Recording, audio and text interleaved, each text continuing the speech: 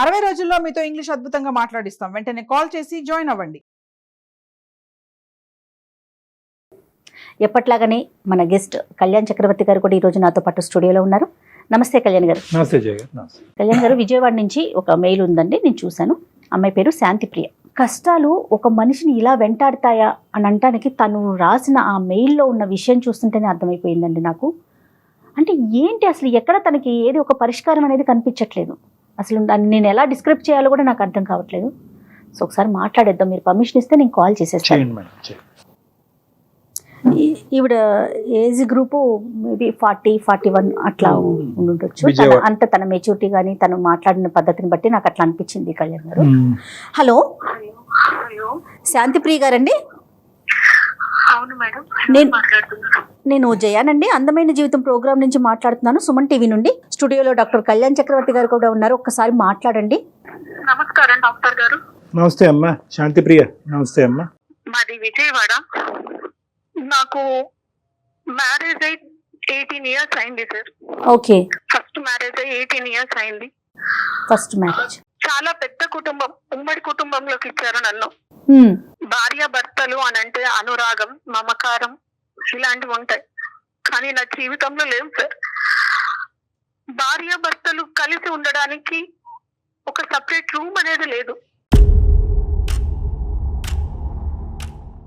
మేమిద్దరం కలిసి ఈ 18 సంవత్సరాలలో ఒక్క సినిమా చూసింది కూడా లేదు సార్.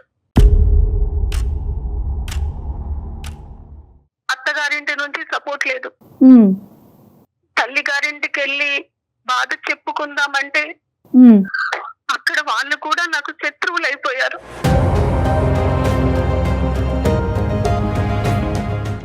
అసలు మీ వారు ఏం చేస్తుంటారండి? మా వారు రియల్ ఎస్టేట్ లో చేస్తుంటారు, బాగానే సంపాదించారు, కోట్ల ఆస్తి, ఆడపడుచులు మరిది కూడా ఉన్నారు. Okay okay. ఆస్తిపాస్తులు, పెద్ద కుటుంబం అన్నారు, ఉమ్మడి కుటుంబం అన్నారు. ఎక్కడ సమస్య వచ్చింది? సమస్య ఎక్కడి నుంచి వచ్చిందంటే, నేను ఒక మంచి చీర కట్టుకొని మంచిగా రెడీ అయినా మా మరిది మా వారితో అనేవారు, చూడు ఎలా రెడీ అయింది, ఎవరి కోసం రెడీ అయింది అడుగు. ఆయనలో లేని అనుమానాన్ని రేకెత్తించడం. ఓకే. కలిసి మాట్లాడుకునే టైం ఉండదు మేడం. తన నుంచి సాయంత్రం వరకు చాకిరీ చేయడమే, వండి పెట్టడం. అంటే మాకంటూ ఒక ప్రైవసీ లేదు, ఒక రూమ్ లో కూర్చొని మాట్లాడుకునేది లేదు.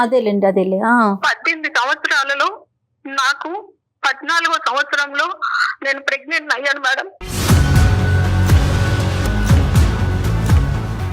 14 సంవత్సరాలకి నేను ప్రెగ్నెంట్ అయితే నన్ను ఎలా చూసుకోవాలి మేడం ఆయన? 14 years ఆఫ్టర్ మ్యారేజ్ అంటే నాలెడ్జ్. మనుషులా కూడా చూసేవాళ్ళు కాదు.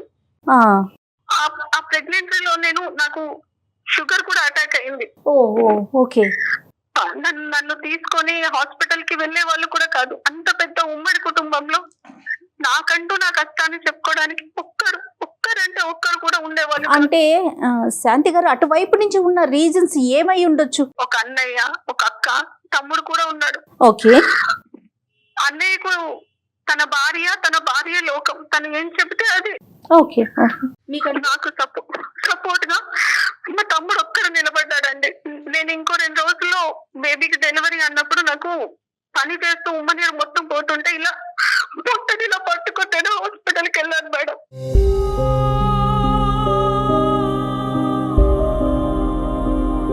నాతోనే ఒక్కరు కూడా రాలేదు. ఇంత పెద్ద ఉమ్మడి కుటుంబంలో పొట్టనిలా పట్టుకొని ఆటోలో నేను వెళ్ళిపోతే బేబీ కడుపులోనే చచ్చిపోయింది మేడం.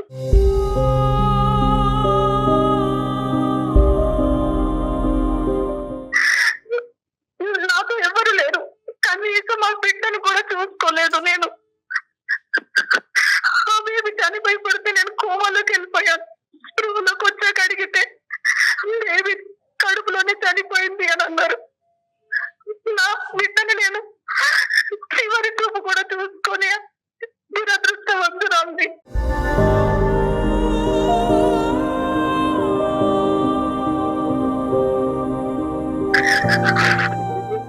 అమ్మ అన్న పిలుపుకు కూడా దూరం అయిపోయాను నేను. నా బిడ్డ కోసమైనా బ్రతుకుదాం అనుకున్నాను మేడం. నాకు ఆ దృష్టం కూడా లేకుండా చేశాడా దేవుడు. అంటే అంటే డిలే అయిందమ్మా, అంటే డెలివరీ టైంకి అంటే మీరు హాస్పిటల్కి వెళ్ళటం వల్ల లేట్ అయ్యిందా? ఎవరు సపోర్ట్ లేరు అప్పుడు నీకు? ఎవరు కొద్దిగా ఎవరైనా తొందరగా స్పందించి మీరు కొద్దిగా ముందుగానే హాస్పిటల్కి వెళ్ళి ఉంటే బిడ్డ బతుకుండేదా? అవునండి, బిడ్డ బ్రతికేది. ఆ ఉమ్మ నీరు మింగేసి బిడ్డ చనిపోయింది కడుపులో.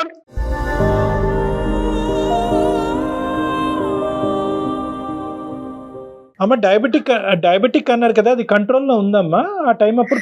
షుగర్ కి సంబంధించినటువంటి ట్రీట్మెంట్ అన్నది సవ్యంగా జరిగిందా? లేదు సార్. ప్రెగ్నెన్సీలో డయాబెటిక్ అయితే కనుక చాలా స్పెషల్ కేర్ తీసుకోవాలి. Pregnancy it self is a burden for a women అమ్మ. అంటే ఫిజియలాజికల్ గా మెంటల్ గా ఒక బర్డెన్. ఆ టైంలో ఆ అమ్మాయికి మోరల్ సపోర్ట్ లేదు, ఇమోషనల్ సపోర్ట్ లేదు. దానికి తోడు ఈ అమ్మాయి దురదృష్టం 14 years తర్వాత ప్రెగ్నెంట్ అవటము, ఫిజికల్ ప్రాబ్లమ్స్ రావటం, ఉమ్మ నీరు బేబీ తాగటం, డయాబెటిక్. సో అన్ని కలిసి వచ్చినాయి పాపం తనకి. కలిసి రావటం ఒకటిని. ఒకప్పుడు ఇలాంటి సమస్యలు సర్వసహజంగా చూస్తూ ఉంటాం అమ్మ. Only thing that she would have needed at this point is support. అనేది లేకపోవడం. ఆ అమ్మాయికి ఏంటంటే ఇమోషనల్ గా మోరల్ గా సపోర్ట్ లేదు అనేది ఇంతవరకు బాధపడింది. ఫిజికల్ గా తనకి శారీరపరంగా ఒక సమస్య వచ్చి తన జీవితం అనేది, ఆ బిడ్డ జీవితం ఒక రిస్క్ లో పడినప్పుడు కూడా ఎవరు ముందుకు రాలేదు.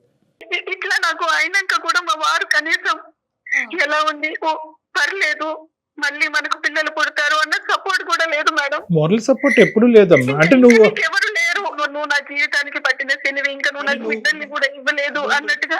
నువ్వు ప్రెగ్నెంట్ అవటం అన్నది అసలు అతనికి ఇష్టమేనా అమ్మా? అంటే 14 సంవత్సరాల తర్వాత నువ్వు ప్రెగ్నెన్సీ వచ్చింది, గర్భం దాల్చావని చెప్పి నీకు ఎంత ఆనందం ఉందో అందులో కొంతవరకైనా అతనికి లేదు. ఆయనకు ఎంతసేపు ఆయన బిజినెస్, ఆయన ఫ్యామిలీ, ఆయన చెల్లెళ్ళు, ఆయన తమ్ముడు, ఇదే ఆయనకు లోకం. సో ఇంట్లో ఒక పని చేయడానికి ఒక ఆడది అంతే. ఆ ఇంట్లో పని మనిషిగా చూస్తున్నారు, మీకంటూ ఒక స్వేచ్ఛ పెట్టడానికి. కానీ ఇంతకంటే విచిత్రం ఏంటంటేనమ్మా, ఒకటి శాంతి, ఓకే అత్తింటి వాళ్ళు ఇలా ప్రవర్తిస్తారని చాలా సందర్భాల్లో చూసాం. కానీ ఇప్పుడు 1 సంవత్సరం 2 సంవత్సరాల పాటు సర్దుకుపోవమ్మా, సమస్యలు సద్దుమనుగా అవుతాయి. అత్తింట్లో ఇలాంటి అలాగే చెప్పేవారండి. అమ్మగారు సర్దుకుపోమ్మా, మా పరువు పోతుంది. నాన్నగారు అనేవారు, వెనక్కి వచ్చేసేయమ్మా, నేను నిన్ను చూసుకుంటాను, వెనక్కి వచ్చేసేయమ్మా అని. ఆయన మారకపోతాడా, నా ప్రేమను అర్థం చేసుకోలేకపోతాడా, ఆయనకు మారకపోతాడా అని ఇంకా నా వల్ల కాలేదు. నాన్నగారు కూడా మొత్తం మంచాన పట్టేసి నా మీద రందితో బాధతో ఆయన మంచాన పడితే ఇంకా నేను ఒక్కసారి చివరి చూపు కన్నా వెళ్ళేసి వస్తాను అని ఎంత బతిలాన్నా కూడా పంపించలేదండి.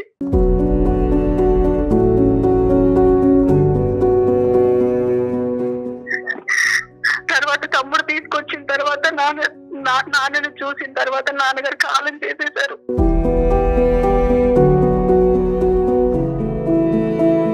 తమ్ముడు ఇంకా పంపించలేక, నీ ఆరోగ్యాన్ని నేను చూసుకుంటాను, నీకు నేను ట్రీట్మెంట్ ఇప్పిస్తానని సైక్రియాటిస్ట్ దగ్గర తీసుకెళ్లి ట్రీట్మెంట్ కూడా ఇప్పించారండి.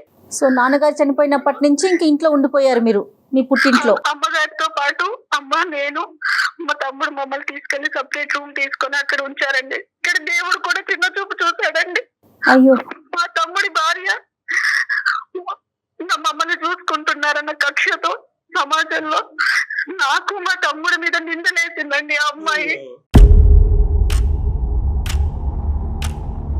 ఏం కర్మమ్మ ఇది? నా మీద మా తమ్ముడి మీద నిందలేస్తే ఆ విషయం కూడా నాకు తెలియలేదండి. ఈ మధ్యలో అమ్మగారు కూడా కాలం చేసేసారు.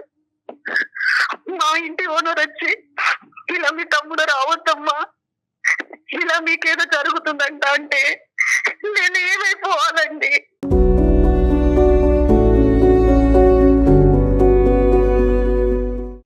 సొంత తమ్ముడండి, ఒక్క తల్లి కడుపున పుట్టిన పిల్లలం మేము. ఆమె స్వార్థానికి మా మీద నిందలేస్తే ఏమైపోవాలి?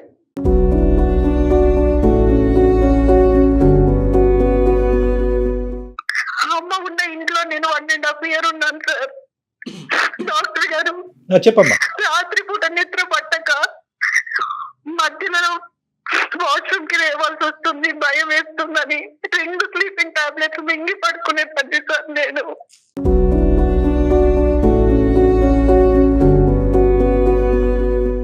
మరి తమ్ముడు ఇప్పుడు నీతోనే ఉన్నాడమ్మా? తమ్ముడు నీకు సపోర్టివ్ గానే ఉన్నాడా? తమ్ముడు కాంటాక్ట్ లో లేడు, వాడికి నేను దూరంగా వచ్చేసాను. నేను అవన్నీ అంటే ఇట్లా నిందలు పడుతున్నాయని తెలిసి మధ్యలో ఒక సంబంధం వస్తే 2వ పెళ్లి చేసుకొని వచ్చేసాను సార్.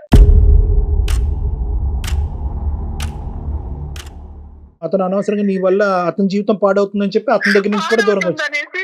అవును సార్, వాడికి 2 ఆడ జీవితం మీద కూడా మర్చిపడుద్ది కదా సార్. అదేనమ్మా నాకు అర్థమైంది. సో ఫైనల్ గా ఏంటంటే ఎవరికి నేను భారం అవ్వకూడదు, నా వల్ల ఎవరికి కష్టం రాకూడదు అని చెప్పి అటువైపు అత్తింటి నుంచి ఇటువైపు పుట్టింటి నుంచి దూరంగా వచ్చి ఒంటరిగా టైలరింగ్ చేసుకుంటూ బతుకుతున్నాం. అవును సార్. అప్పుడు ఈ వ్యక్తి ఎలా పరిచయం అయ్యారమ్మా? ఎవరో వచ్చారు పెళ్లి చేసుకున్నారని అంటున్నారు కదా, అతను ఎవరు, ఎక్కడి నుంచి వచ్చాడు, ఎలా పరిచయం అయ్యాడు? నేను గ్రాడ్యుయేషన్ చేశాను సార్, ట్యూషన్స్ చెప్పేదాన్ని నేను.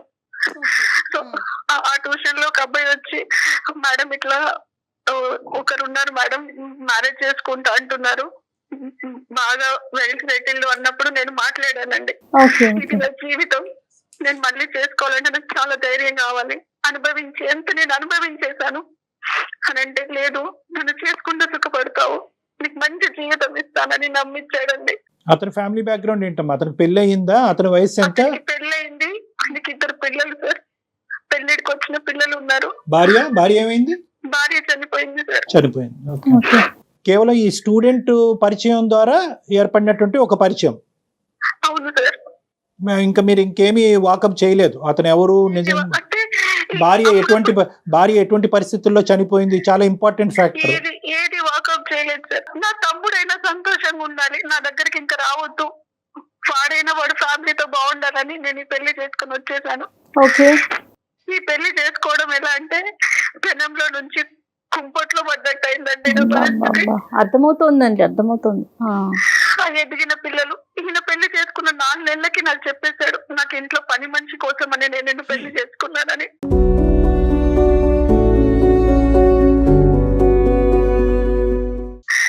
నా ఎదిగిన పిల్లలకు చూసి పెట్టడానికి, వంట చేసి పెట్టడానికి అన్నట్టుగా. అక్కడి పరిస్థితి కంటే ఇక్కడ ఇంకా దారుణం సార్. పంజరంలో చిలకలాగా ఇంకా దాన్ని మాటలతోని పొడవడం. ఒక్క నిమిషం శాంతి, నువ్వు ఇప్పుడు వరకు వేరే వాళ్ళు లేదంటే నీ దురదృష్టం వల్ల ఒక అడుగు, ఇప్పుడు నీ చేతులారా ఇంకో అడుగు వేసి ఇంకా భయానకమైనటువంటి పరిస్థితిలో నువ్వు తీసుకెళ్ళి. డైవర్స్ అయిందమ్మా? ఫస్ట్ మ్యారేజ్ డైవర్స్ అయిందా? అయ్యింది సార్, ఫస్ట్ మ్యారేజ్ డైవర్స్ అయింది. ఇది ఇంకా నరక కూపం అండి. ఎదిగిన పిల్లలు ఉన్న వాళ్ళని పెళ్లి చేసుకోకూడదని అనిపించిందండి. ఆ పిల్లలు కూడా సూటిపోటి మాటలు అనడం, అక్కడే ఉండాలి, ఎవరితో మాట్లాడొద్దు, మాట్లాడితే ఆ రోజు ఇంకా నాకు ఒక విధమైన నరకాన్ని చూపిస్తారు. అమ్మా పెద్దల సమక్షంలో జరిగిందా? అతని వైపు ఎవరన్నా పెద్దవాళ్ళు అది ఉన్నారమ్మా? అమ్మ మీ హస్బెండ్ సైడ్? సెకండ్ లేదు సార్, గుళ్ళో జరిగింది. నా వైపు నుంచి నేను ఎవరిని పిలవలేదు సార్. అతని సైడ్ నుంచి అమ్మా? అతని సైడ్ నుంచి అతని పిల్లలు ఉంటాడండి. అంతే ఏదో తొందరలో కదమ్మా, ఏదో కారణం ఉంటది. ఎందుకు చేసుకున్నావు? తమ్ముడు అన్న తన ఫ్యామిలీతో బాగుంటాడు, 2 ఆడపిల్లల జీవితాలు బాగుంటాయని. ఇంకా ఎందుకంటే తమ్ముడికి ఇచ్చి చేసింది ఎవరినో కాదు సార్, మా అక్కయ్య కూతుర్ని సార్, మా అక్కయ్య కూతుర్ని.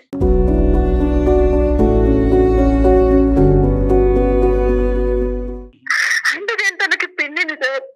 ఆ అమ్మాయి మా మీద అలా నిందలేసింది, ఇంకెవరు ఉన్నారని అనుకోవాలి సార్. కాదమ్మా, ఒక నిందలేసే మనస్తత్వం ఉండేటటువంటి వాళ్ళు ఇప్పుడు నువ్వు పెళ్లి చేసుకున్న తర్వాత కూడా నిందలేస్తారు. చుట్టుపక్కల వాళ్ళు కూడా నమ్మారు కదా సార్. డైరెక్ట్ మా ఓనర్ వచ్చి, అమ్మాయి నీ తమ్ముడు మీ ఇంటికి రావద్దు, నీ మధ్యలో ఏదో ఉందంట అంటే చచ్చిపోవాలనిపించింది సార్.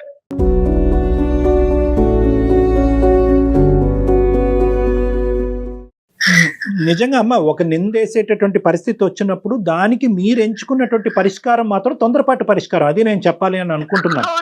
నిందేసేటటువంటి ఎవరో నిందేయలేదు, సొంత మీ అక్క కూతురే. అంటే మీ కుటుంబ సభ్యుల్లోనే ఒక నిందేసినప్పుడు, అంటే మీ కుటుంబం గురించి బాగా తెలిసి చూసినటువంటి ఒక వ్యక్తే ఇలా నిందేసినప్పుడు వాళ్ళ యొక్క ఇంగితం ఏంటి, వాళ్ళ యొక్క ఆలోచన శైలి ఏంటి అన్నది మనకు అర్థమవుతుంది. ఆ మాట పట్టుకుని ఇంటి పక్కన వాళ్ళు ఎదురింటోళ్ళు ఒక 2 మాటలు అన్నారు కాబట్టి ఎవరో దారికి పోయినటువంటి దాని గురించి వాకప్ చేయకుండా తొందరపడి పెళ్లి చేసుకుని నువ్వు ఏం సాధించావమ్మా? ఎవరిని సుఖపెట్టావు? నీ బ్రదర్ని సుఖపెడదాం అనేటటువంటి ఒకే ఒక ఉద్దేశంతో, అతని మీద నిందపడకూడదు, అతని కాపురం చెడిపోకూడదు అనే ఒక ఉద్దేశంతో చేసుకున్నటువంటి ఈ పెళ్లి నీ బ్రదర్కి భారం అయిందా, భారం తగ్గిందా? భారం ఎక్కువైంది. ఇప్పుడు ఈ రోజు ఏంటంటే మీకొక్కరి దానికే కాదు, అంత పెద్ద మనసు ఉన్నటువంటి మీ బ్రదర్కి కూడా ఈరోజు కౌన్సిలింగ్ చేయాలనేటటువంటి పరిస్థితి వచ్చింది. ఆ పెళ్లిలోంచే 18 సంవత్సరాలు పట్టింది మిమ్మల్ని బయట వేయటానికి. మీ కుటుంబ సభ్యులు ఎవరు సపోర్ట్ చేయకపోయినా ఒంటి చేతి మీద బయటకు తీసుకొచ్చి కాపాడాడు. ఎందుకు కాపాడాడు? ఆ నరకంలో కాకుండా నీ మటుకు నువ్వు ఒంటరిగా నువ్వు బతకచ్చు, నువ్వు బతికినంత కాలం నేను నీకు సపోర్ట్ ఇస్తాను అనేటటువంటి విధంగా నిన్ను బయటకు తీసుకొచ్చాడు. బయటకు తీసుకొచ్చిన తర్వాత ఏం చేశాడు అతను? అతను వెనకాతలు ఎవరు ఏమో వాళ్ళ భార్య ఇంకోటి అనుకుంటుందా, ఎవరో ఏమనుకుంటున్నారా అనేటటువంటి పట్టింపు అతనికి లేదు. నువ్వు పట్టించుకోవటం మొదలుపెట్టావు. ఇదేంట్రా తమ్ముడు, నీ జీవితం నాశనం అయిపోతుంది, నేను ఇంకో పెళ్లి చేసుకుంటానని చెప్పి ఈ రోజు ఇంకా భయంకరమైనటువంటి చిక్కుముడి మీ బ్రదర్ కూడా తయారు చేసినటువంటి పరిస్థితి అయింది. ఇంట్లో నుంచి అడుగు బయట పెడితే కాకులాగా పొడుచుకు తిన్నారు సార్. ఇప్పుడు నువ్వు చెప్పేటటువంటి మాటలు Shanti, that is the reality of the society. అవును. ఇప్పుడు సొసైటీ బట్టి నేను బతకాలి అని అనుకుంటే కనుక నువ్వు బ్రతకలేవు. సొసైటీ ఇలా అనుకుంటుంది, అలా అనుకుంటుంది, వాళ్ళ నోర్లు ఇలా మూయించాలి, వీళ్ళ నోర్లు ఇలా మూయించాలి అనేటటువంటి పద్ధతిలో మీరు ముందుకెళ్తే వీళ్ళు నోర్లు మూయించేటటువంటి పనిలో మీరు ఏంటంటే తప్పు మీద తప్పు చేసుకుంటూ పోతూ ఇంకా ఊబిలో కూరిపోతారు. ఇప్పుడు మీ పరిస్థితి అలాగే అయింది. 18 సంవత్సరాల పాటు మీరు ఆ కుటుంబంలో నరకను అనుభవించినప్పుడు ఏ సొసైటీ వచ్చి, ఏ సమాజం వచ్చి మిమ్మల్ని కాపాడిందమ్మా? మీ సొంత రాలేదు, మీ సొంత తల్లిదండ్రులే రాలేదు, మీ కుటుంబ సభ్యులే రాలేదు. మనసున్న మహారాజు లాగా మీ తమ్ముడు ఒక్కడు కాపాడకపోతే కనుక మీరు ఈ రోజు ఆ ఇంట్లోనే అక్కడే చనిపోయి ఉండేవారేమో మీరు. కానీ నా జీవితంలో సంతోషం అనేది వస్తుంది అని మా తమ్ముడు నాకు చాలా ధైర్యం ఇచ్చాడు సార్. Yes yes. ఇప్పుడు ఆ తమ్ముడు తను కూడా నేను మాట్లాడట్లేదు.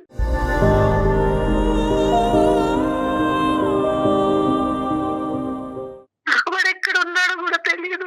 ఆ సపోర్ట్ కూడా పోగొట్టుకుంది అమ్మాయి. బాధపడాలా, కోప్పడాలా, ఏంటో మాట్లాడలేదు.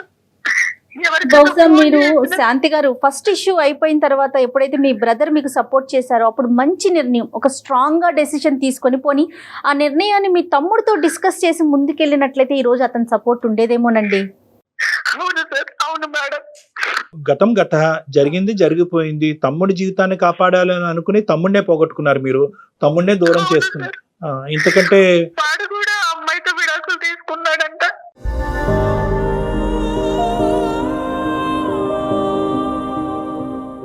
అయిపోయింది అక్కడ కూడా. అయిపోయింది. మీరు పెళ్లి చేసుకున్నా అమ్మాయి విడాకులు ఇచ్చుండేది, పెళ్లి చేసుకోకపోయినా అమ్మాయి విడాకులు ఇచ్చుండేది. ఎందుకంటే ఆ అమ్మాయి మైండ్ ఆల్రెడీ పొల్యూట్ అయిపోయింది కాబట్టి. అలాంటి అమ్మాయి మనసులోంచి ఈ భావాన్ని తీసేయటం గురించి మీరు ఒక పెద్ద తప్పు చేశారు. అది ఇక్కడ అన్నిటికంటే బాధ కలిగింది. అంటే తన పెళ్ళే పరిష్కారం అనుకున్నారు శాంతి గారు. కాదమ్మా, ఇప్పుడున్న పరిస్థితుల్లో ఇంకో నరకంలోకి వచ్చావు. మళ్ళీ ఇక్కడ నువ్వు ఇంకో పనమ్మాయి లాగే ట్రీట్ చేసేటటువంటి ఇంకో కుటుంబం. అక్కడైతే కనుక అట్లీస్ట్ ఉమ్మడి కుటుంబం, ఒకరితో కాకపోతే ఒకరితో చెప్పుకునే దిక్కు మొక్కు ఉండేది. ఇక్కడ ఎవరూ లేరు. అంతా ఒక సైన్యం లాగా ఇటువైపు పిల్లలు, భర్త అందరూ కలిపి నిన్ను చంపుకు తింటున్నారు. ఏంటమ్మా పరిస్థితి? ఏంటి పరిస్థితి? ఎన్ని రోజులు అయింది పెళ్లి చేసుకుని? పెళ్లి జరిగి ఈ రెండో పెళ్లి జరిగి ఎంతకాలం అయిందమ్మా? 6 సంవత్సరాలు అవుతుంది. ఎక్కడ ఉంటున్నారు మీరు? కరెక్ట్ గా అడ్రస్ కూడా తెలియదు సార్. సూర్యాపేట నుంచి ఎక్కడో లోపలికి. ఏంటమ్మా? సూర్యాపేట నుంచి చాలా లోపలికి రావాలి సార్. నువ్వు ఎక్కడున్నావు కూడా నీకు తెలియదమ్మా? అడ్రస్ కూడా తెలియదు సార్.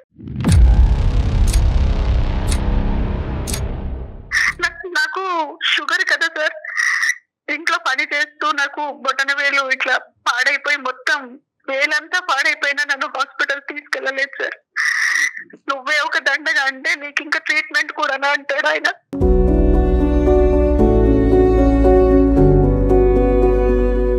ఆ పాత నరకం 18 సంవత్సరాలు, ఇప్పుడు ఈ నరకం యొక్క డ్యూరేషన్ 6 years. 6 years. అవునండి. ఎందుకున్నావు అక్కడ? స్ట్రైట్ క్వశ్చన్, ఎందుకున్నావు అక్కడ? ఎలా బయటకు రావాలమ్మా? మీ ఇంటికి తలుపు ఉంది కదా, బయటికి రా. వాళ్ళు బయటకు వెళ్ళినా లాక్ చేసుకొని వెళ్ళిపోతారు. మా ఇంట్లో కనీసం పని మనిషి కూడా రాదండి.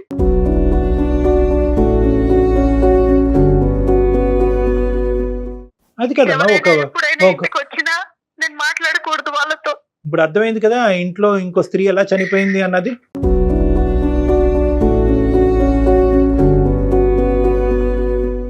ఇప్పుడు ఇదే పరిస్థితి నువ్వు 3వ, 4వ, 5వ పెళ్లిలో నువ్వు నాకు చెప్పినా కూడా నేను అంటాను, ఒకటే మాట అంటాను, నువ్వు బయటికి రావాలి, నీ గురించి నువ్వు బ్రతకాలి, నువ్వు పెట్టుకున్నటువంటి ఒక ధ్యేయం గురించి, ఒక గమ్యం గురించి బయటికి రావడానికి ఫస్ట్ నాకు దారి తెలియట్లేదు. వచ్చినా నేను ఎక్కడికి వెళ్ళాలి? నో అలా కదమ్మా, ఎక్కడికి వెళ్తావు అనేటటువంటి సెకండరీ ఇష్యూ అమ్మా. ఇక్కడ ఉండి చచ్చిపోకుండా ఫస్ట్ నిన్ను కాపాడుకోవాలి. ఎక్కడికి వెళ్తావు అన్నది బయటకు వచ్చాక ఆలోచిద్దాం. నీకు డిగ్రీ ఉంది, టైలరింగ్, కానీ నా బాధ ఒక్కసారి ఎవరికైనా చెప్పుకుందాం అనిపించింది. సంతోషం అమ్మా, చాలా సంతోషం. ఈ రోజు వాళ్ళు బయటకు వెళ్ళినప్పుడు మాకు ఎలాగైతే ఫోన్ చేసావో నీకు బోల్డ్ అంత లీగల్ సిస్టమ్ సపోర్ట్ ఉంది. నువ్వు ఎలా అయితే మాకు ఫోన్ చేసావో అలాగే నువ్వు 100కి ఫోన్ చేయి, పోలీసులకు ఫోన్ చేయి. ఇలా నేను నరకయాతను అనిపిస్తున్నాను, ఇక్కడ బంధించి పెట్టారు, నన్ను ఒక జైల్లో పెట్టారు, నన్ను ఇలా నేను ఒకసారి 100కి డైల్ చేశాను. అది అంతకన్నా నరకం చూపించాడు ఆయన వచ్చి. సొసైటీలో నాకంటూ ఒక పేరుంది, నువ్వు ఏదైనా అనుకుంటే జరిగిపోదని, నన్ను దాటి ఏ విషయం వెళ్ళలేదు అని. ఎటొచ్చి ఏంటంటే మీరేమనుకున్నారు అంటే కనుక మీరు ఇంకా ఆ గిల్ట్లోనే ఉండిపోయారు. అరే తొందరపడి పెళ్లి చేసుకున్నాను, రెండో పెళ్లి, మొదటి పెళ్లిలో బ్రదర్ వచ్చి కాపాడాడు, ఈ పెళ్లిలోంచి కూడా ఇంకోళ్ళు ఎవరో వచ్చి కాపాడతారని మీరు వెయిట్ చేస్తున్నారేమో, ఎవరు రారు. ఇది మీకు మీరుగా తీసుకోవాల్సినటువంటి నిర్ణయం. మీరు గట్టిగా అనుకుంటే కనుక ఎల్లకాలం అలా బందికానాలాగా వాళ్ళు ఉంచేటటువంటి అవకాశం లేదు. మీరు ఒక అవకాశం చూసుకుని స్ట్రైట్ అవే బయటకు రండి. ఫస్ట్ ఆఫ్ ఆల్ ఏంటంటేనమ్మా, మీరు ఎక్కడ ఏ తలుపు ఏ డోర్ నాక్ చేసి హెల్ప్ తీసుకోవాలనేటువంటి ఫస్ట్ మీకు అర్థం అవ్వాలి. ఇంకా ప్రపంచం అంత గుడ్డి బారిపోలేదమ్మా. ఇంకా సమాజంలో లా ఉంది, మీకు హెల్ప్ చేసేటటువంటి ఎన్జిఓ ఆర్గనైజేషన్స్ ఉన్నాయి, సామాజిక పరమైనటువంటి సోషల్ ఆర్గనైజేషన్స్ ఉన్నాయి, స్త్రీలకు సపోర్టివ్గా లీగల్ సిస్టమ్ ఉంది. అటువంటి తలుపులు తట్టడం అనేటటువంటిది మీరు ఒక ఆలోచన కింద పెట్టుకోవాలి. మీరు ఇంకా సెంటిమెంట్స్లోని గిల్ట్లోనే ఉండిపోతున్నారు. పెళ్ళి అయ్యింది, పిల్లలు ఉన్నారు, రెండో పెళ్ళి, తప్పు విధంగా వచ్చి నేను పెళ్లి చేసుకున్నాను కాబట్టి ఈ రోజు కాకపోతే రేపైనా కూడా ఇక్కడ మారిపోతారు, నన్ను పని మనిషిలా చూడకుండా ఒక మనిషిలా చూస్తారు అనేటటువంటి ఒక హోప్తో, ఒక పనికిరాని హోప్తో ఎక్కడైతే కూరుకుపోతున్నారో అక్కడే ఇంకా కూరుకుపోతున్నారు. ఇది మీరు ఇందులోంచి అంటే 6 సంవత్సరాలు అయిపోయింది, మళ్ళీ ఇందులో 6 సంవత్సరాలు అయిపోయింది. ఇప్పుడు ఏమనుకుంటారంటే అరే ఆల్రెడీ 6 years అయింది కదా, ఇంకెక్కడికి వెళ్తానులే, ఇంకా అంతా అయిపోయింది, తమ్ముడు లేడు, ఎవరు లేరు, ఇక్కడే చచ్చిపోతానని అనుకుంటున్నారు. అది కరెక్ట్ కాదు. మీ గురించి మీరు బ్రతకాలి, ఒక స్వేచ్ఛాయుతమైనటువంటి జీవితాన్ని మీరు బతకాలి. మీ జీవితం మీద మీకు నమ్మకం రావాలి. నాకు ఇంకో భయం కూడా ఉంది డాక్టర్ గారు. బయటికి వచ్చాక ఈయన నన్ను బతకనిస్తాడా? ఈయన గురించి నేను చెడుగా చెప్తే ఇలా అమ్మా, జరుగుతుందని. నువ్వు ఎలాగైతే భయపడుతున్నాడో ఆ మనిషిలో కూడా ఒక భయం అన్నది ఉంటుంది. ఆ మనిషిలో భయం పుట్టించాలి మీరు.